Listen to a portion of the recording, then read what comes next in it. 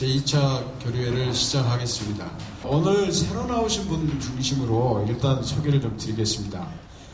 캐티의 김병선 박사님, 그 다음에 김선자 팀장님, 그 다음에 김홍식 원장님, 그 다음에 신철민 박사님, 그 다음에 윤병문 실장님, 윤정식 대표님, 그 다음에 발제를 위한 발표로 두 분을 모셨습니다. 스테피에 있는 송희진 박사님께서 기술 혁신에 있어서 사용자 참여와 그 다음에 주식회사 메타 트렌드 미디어 그룹의 유인호 대표님께서 오늘 주제와 또 이렇게 이름을 좀 유사하게 제가 요청을 했어요. 그래서 라이프 스타일의 변화에 따른 소통 관계를 좀 발표를 해주시고 저별에서 저에서 토의가 좀 활발히 이루어질 수 있도록 하는데요.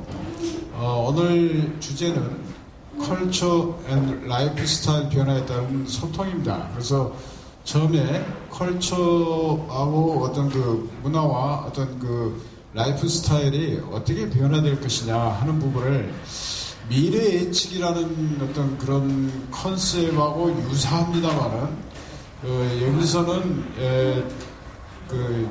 이 라이프 스타일의 변화를 굉장히 여러 각도에서 사실 볼 수 있다는 게 저희들이 교류에서 다 다룰 수 없는 한계라고 봅니다. 그래서 오늘은 그 다음에 변화에 따른 그런 라이프 스타일의 변화에 따른 소통 방법과 수단을 한번 포커싱을 해가지고 지금부터는 그 사례 발표를 해드리겠습니다.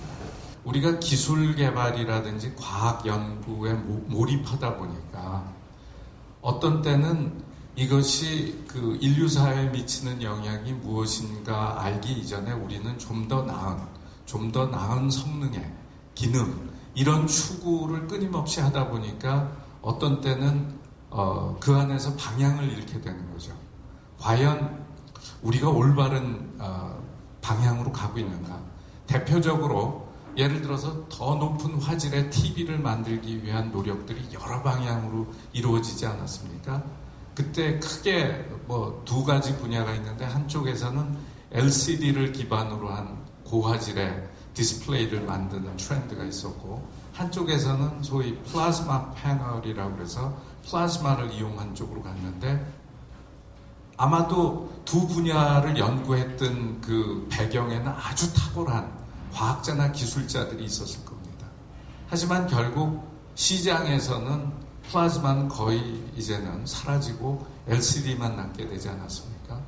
그렇다면은 굉장히 훌륭한 연구를 했던 과학기술자들이 큰 방향을 잘못 들어서서 나중에는 굉장히 좌절하게 되고 성과도 없게 되는 이런 수많은 사례들을 우리가 보면서 이제는 우리가 연구를 보다 나은 연구를 그리고 저도 출연 연구기관이나 이런 데서 경험했던 거지만은 대개 우리가 연구를 출발할 때는 기존에 어떤 연구들이 핫한지 이런 것들 리터러처 서베이를 굉장히 많이 하고 그런 걸 기반으로 해서 좀 더 한 단계 더 발전되는 어찌 보면은 목표지향적인 연구라기보다는 마켓 이미 리서치 마켓에 있는 그런 타픽들을 가지고서 우리가 접근하는 경우가 이제까지는 많았다는 거죠. 과연 그렇다면 앞으로 우리가 어찌 보면 미래로 나가야 될 지도가 없는 그런 상황까지 온 것이 아닌가. 비근한 예로 우리나라가 지금 스마트폰이라든지 이런 분야에서 거의 세계 리딩하고 있는 그러한 국가입니다. 관련된 기술이라든지 엄청나게 많은 하이어라키를 가지고 개발이 되는데 과연 현재와 같은 이런 타치 방식의 스마트폰 얼마나 갈까요? 3년? 5년? 그 이후에는 뭐가 나올지 지금 아무도 기대하지 못하고 있는 그런 상황 아니겠습니까? 저희에게 절박한 것은 그 이후에도 계속해서 우리가 시장을 주도하고 세계에 영향력을 미칠 수 있는 뭔가가 지금 이제는 세상이 우리에게 기대하고 있는 거 아닌가. 그렇다면 그것은 이제까지 해온 그런 R&D 방식하고는 좀 다른 방식의 R&D도 지금부터는 시작이 돼야지만 어떤 미래에 큰 임팩트를 줄 수 있는 결과들도 나올 수 있지 않겠는가 하는 그러한 취지에서 아마 기술인문융합 창작소라는 것이 만들어지게 된 걸로 저는 이해를 하고 있습니다. 뭐 인류학이라는 것이 뭐 거창한 것이 아니고 소위 에트노그래피라고 하는 그러한 분야는 뭔가 하면은 사람의 삶에 대해서 관찰하는 겁니다.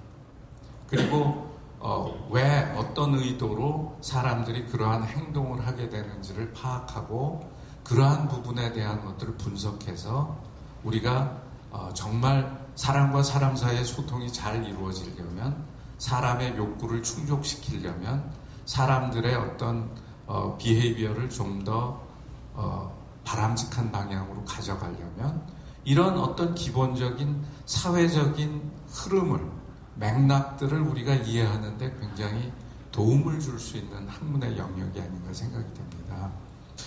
사실은 이 중에서 제가 현대중공업의 힘센 엔진, 혹시 여러분들 그 선박용 엔진에 대해서 잘 알고 계십니까? 우리나라가 조선공업에서는 세계 아주 탑 클래스라는 건 다 아시잖아요.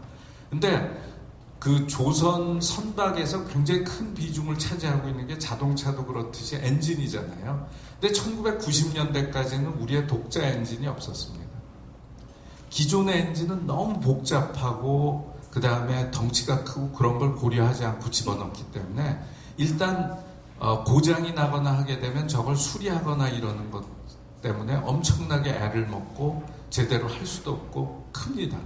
그래서 이 엔진 개발하는 팀들은 엔진의 부품을 A, B, C로 나눠서 A라는 것은 굉장히 중요한 부품이기 때문에 어떤 엔진이든지 공통적인 요소로 해서 거의 바꿀 수 없는 부분들이고 B나 C는 중요도가 떨어지는 액세서리나 주변에 있는 장치들인데 B, C를 획기적으로 개수를 줄이고 이 분해 결합 같은 것들을 편리하게 하고 부품 개수라든지 사이즈를 줄이는 소위 value engineering을 어찌 보면은 사용자의 관점에서 함으로써 세계에서 가장 작고 효율적인 그렇지만 출력을 계속 유지할 수 있는 엔진을 만들었기 때문에 세계 시장에서 대단히 성공할 수 있었던 그러한 어떤 결과가 나타난 거죠. 또 한 가지는 이때까지 그러한 소위 개념을 가지고 있는 사람들과 또는 엔지니어링 또는 사이언티스트들 사이에 연결고리가 없다는 것입니다.